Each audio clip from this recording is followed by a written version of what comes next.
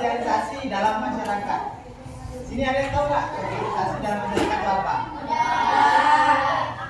Sosialisasi dalam masyarakat itu ada interaksi terhadap individu atau kelompok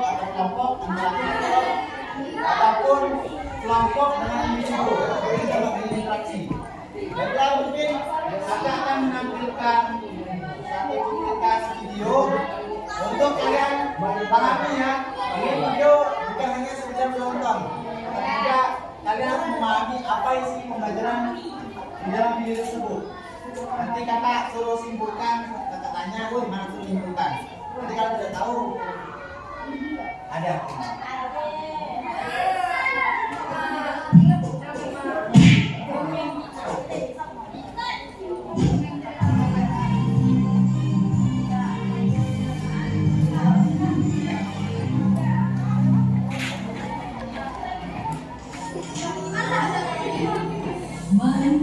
Ingat, perhatikan, ambil pembelajarannya.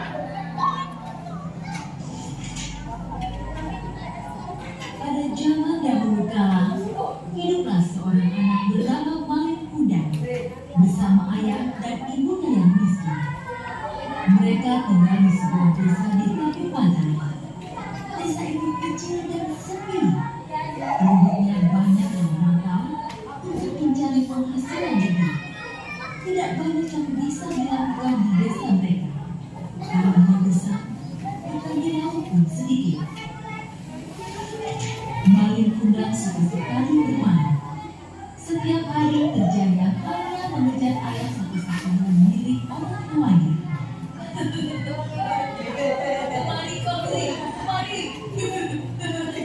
Malik kecil terus mengejar si burung.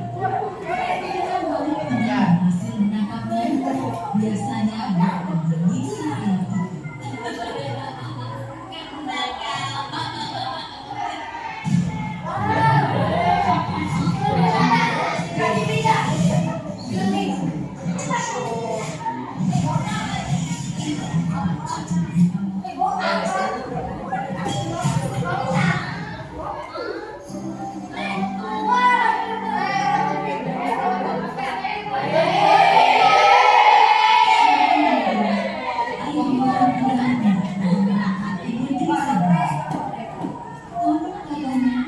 Negeri seberang sangat kaya dan cari uang di sana sangat mudah.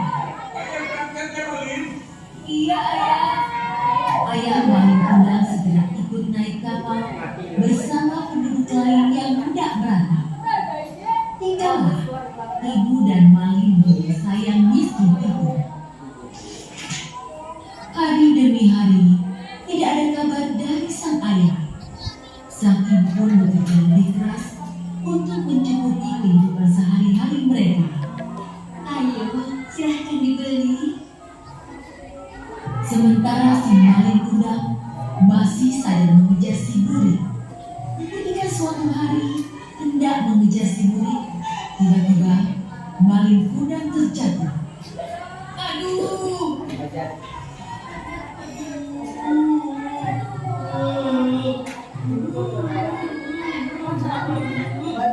Kaki Malik Kuda tersandung batu. Dia terjatuh sangat keras. Lengannya tergores batu tajam. Lukanya cukup besar dan mengeluarkan darah. Sang ibu segera mengobati luka si Malik Kuda. Dengan penuh kasih sayang, dia merawat Malik. Luka ini pasti sembuh. Namun bekas lukanya akan susah hilang.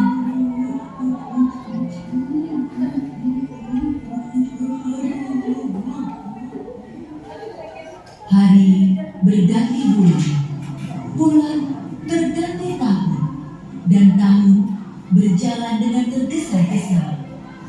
Tanpa terasa, Malik sekarang menjadi pemuda yang tampan dan kuat. Dia mulai bosan tinggal di desa yang sepi dan miskin itu. Dia ingin merantau seperti ayahnya. Aku akan merantau seperti ayah. Kemudian Malik Kuda meminta izin kepada ibunya. Bu, izinkan aku merantau ke negeri seberang. Kata Malik.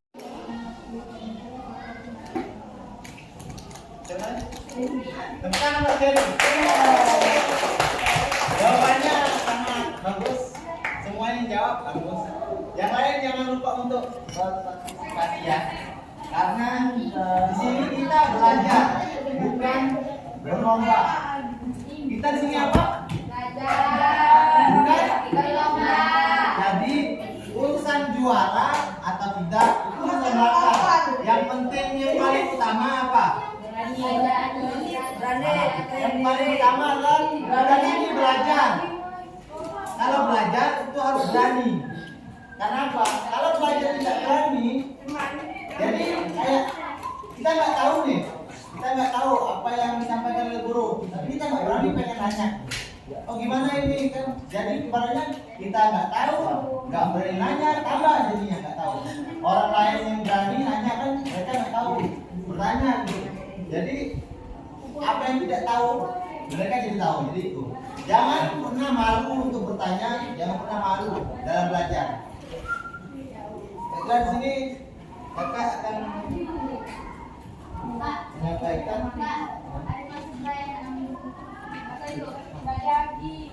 bahasa Indonesia lah habis. Yang nyimpan di sini masih ada nggak? Nyimpan buku bahasa Indonesia?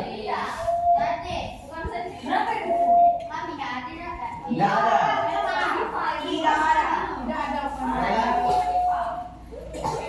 Jadi kakak menyampaikan tentang sosialisasi dalam masyarakat. Yang pertama sejarah lisan. Nah, yang kakak tampilkan tadi itu adalah sejarah lisan yang berupa dongeng. Tahu di sini dongeng? Tahu. Apa itu dongeng? Cerita ya. Hah? Cerita rakyat.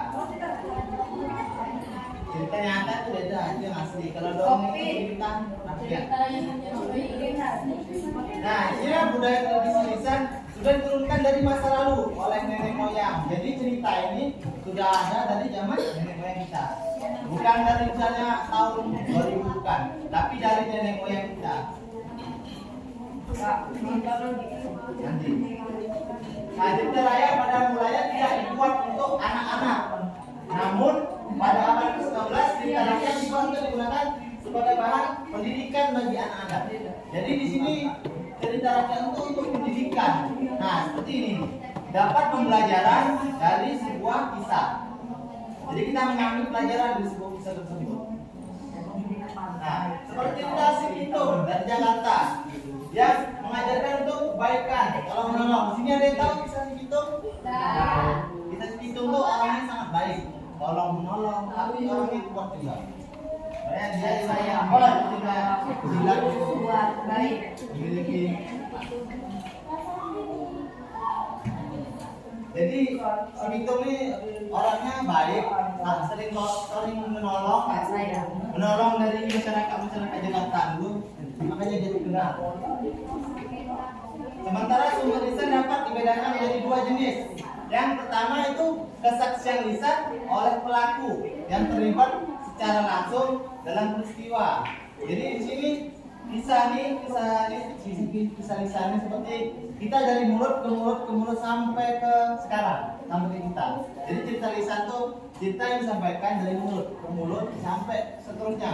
Seperti kita nih, kita dapat pengalaman atau cerita kan, suatu kayak ada pembelajaran atau kita sampaikan kepada anak kita nanti bercerita lagi kepada temannya bercerita lagi ke temannya sampai seterusnya. Itu disebut dengan sumber lisan. Paham? Jadi sumber lisan itu terdapat pada dari mulut ke mulut. Yang kedua yaitu adalah sumber lisan yang kedua berupa tradisi lisan atau oral tradisional. Misalnya mitos, legenda, dongeng, dan cerita rakyat. Nah, dari lisan lebih sulit untuk dianalisis oleh seorang sejarawan karena cerita tadi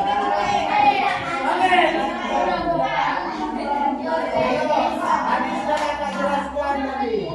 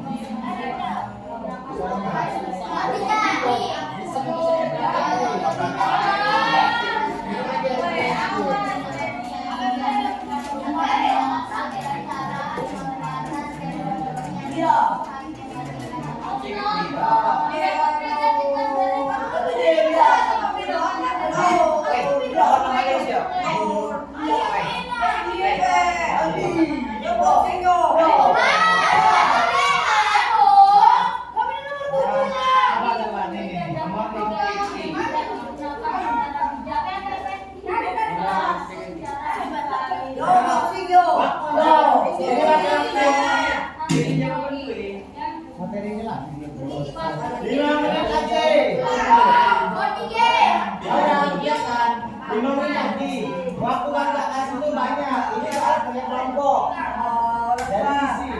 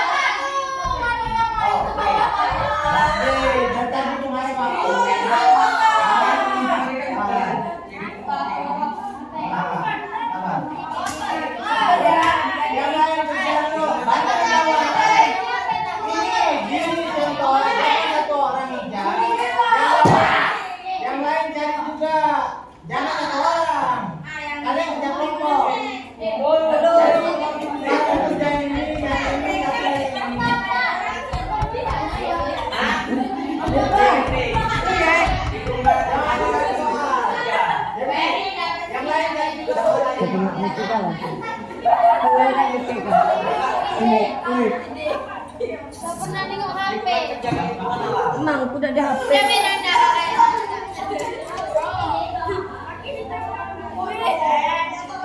Udah cuma mainan.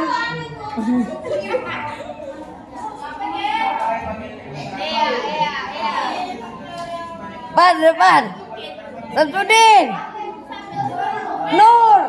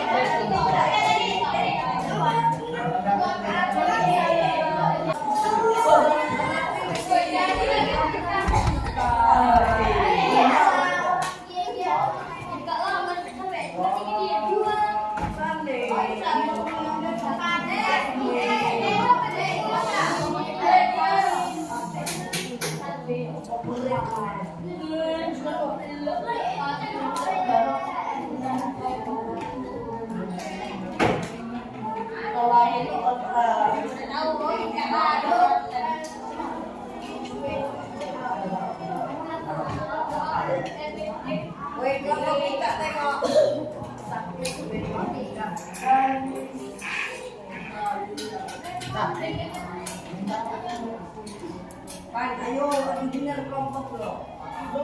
Do ya. Nur,